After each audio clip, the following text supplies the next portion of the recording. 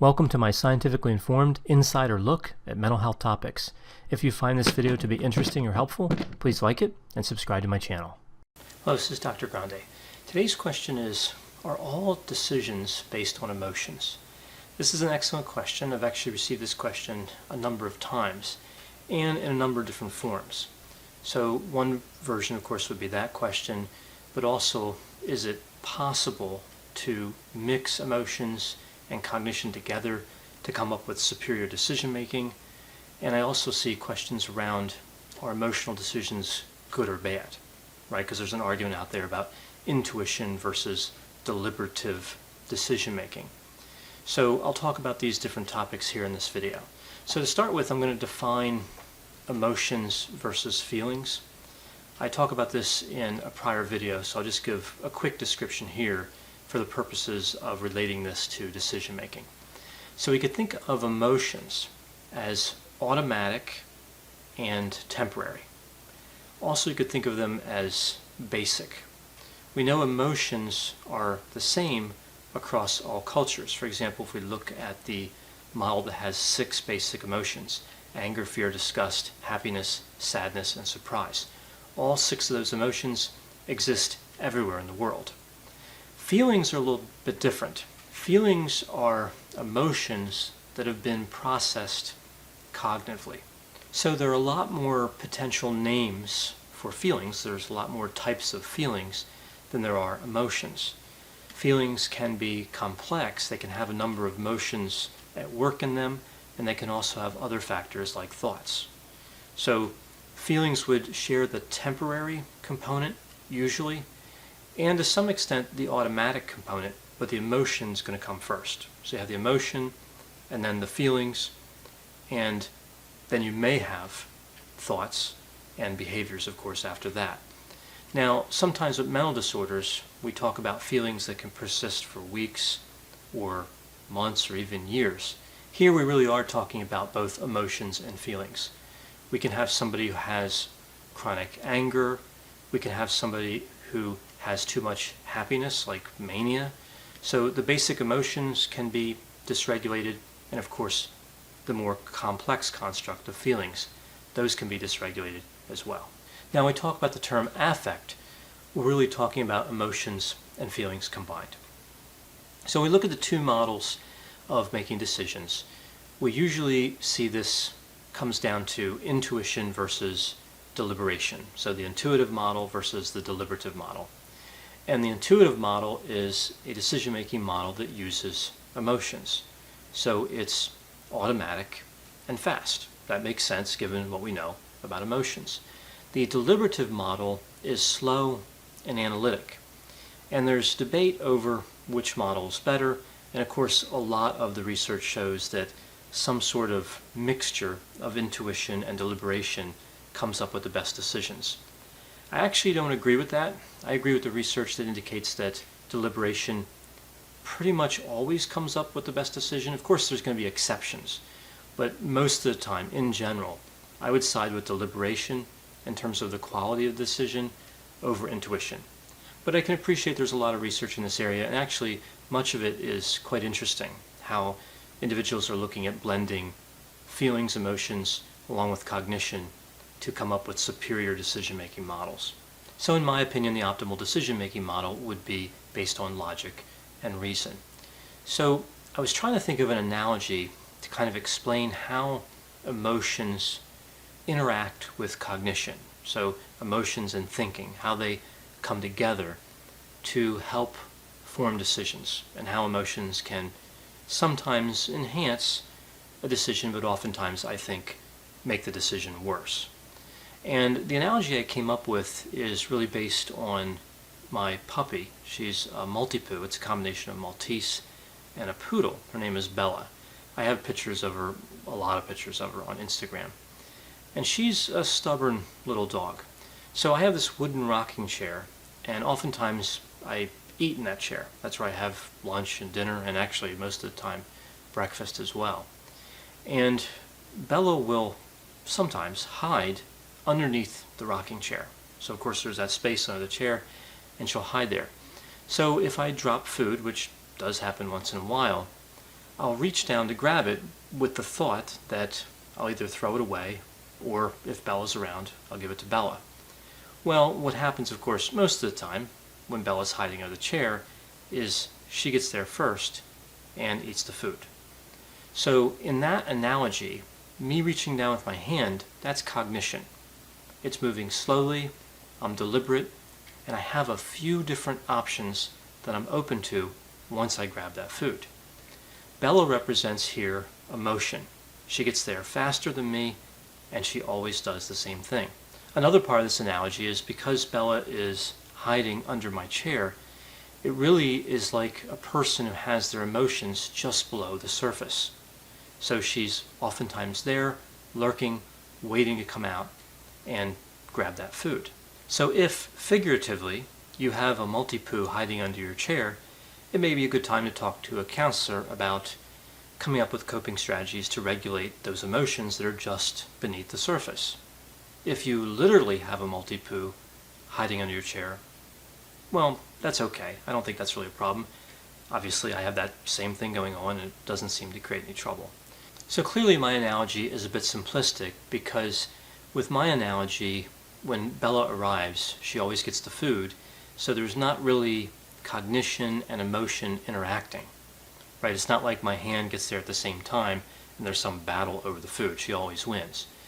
In real life, when we think about emotions and cognition, we're really talking about emotions getting on the scene first and cognition getting there a little later. So really emotions have the head start here. But of course, I believe the decisions have to be made cognitively. So cognition has to be present for every emotion. So this really undermines the defense I've oftentimes heard when people act out in anger, that the anger took over and there was no thinking involved and they couldn't stop their behavior. Yes, the cognition is underrepresented in those first few seconds, to be sure, but it's still there. And it's really a struggle between the cognition and the emotion to see who will win out and also to see how much influence the emotion is going to have in the decision-making process. Generally, as I indicated, I think that decisions that are cognitive tend to be better decisions most of the time. Now, of course, there are exceptions to this. We know, for example, with fear. Fear can be a good thing sometimes.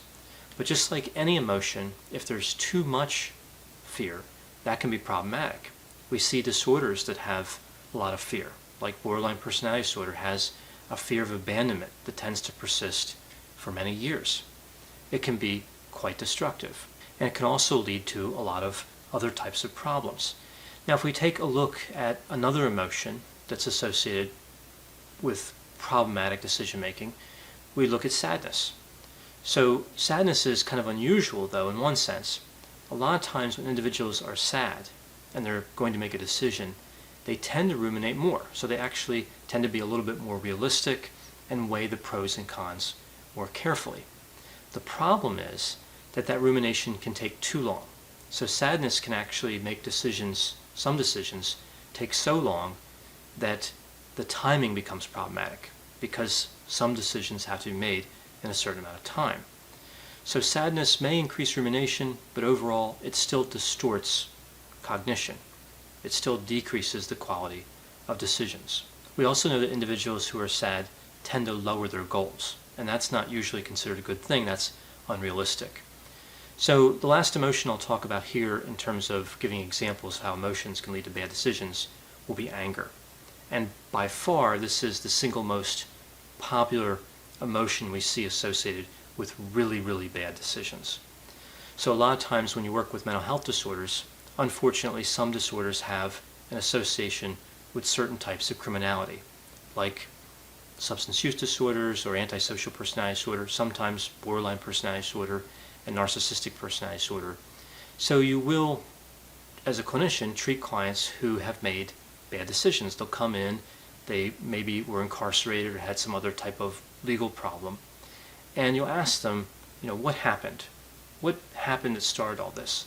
And a lot of times what you find is an impulsive decision is at the root of a lot of the problems. Of course, other factors occurred before that impulsive decision that really caused everything, but the proximate cause, what they got in trouble for, was an impulsive decision. And this makes me think of one of the facets of impulsivity called negative urgency.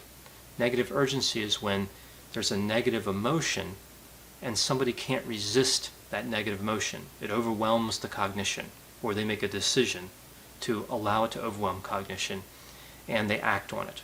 We also see positive urgency too, which is when there's a positive emotion and somebody fails to restrain that emotion. But a lot of times with criminal type behavior, it is negative urgency. And a lot of times, even within that, of course, it's anger. And what I hear so often is that the anger is automatic. Well, of course, it is automatic. The anger is automatic because it's an emotion. But what people are really saying is the decision was automatic. So they decided to assault somebody or steal something impulsively, and they feel as though the anger took over and made them do it. But again, there is a cognitive process there. So the anger is an aggravating circumstance. Sure, it did contribute to the criminal act, but cognition was still there. There was still an opportunity to think and to make a better decision.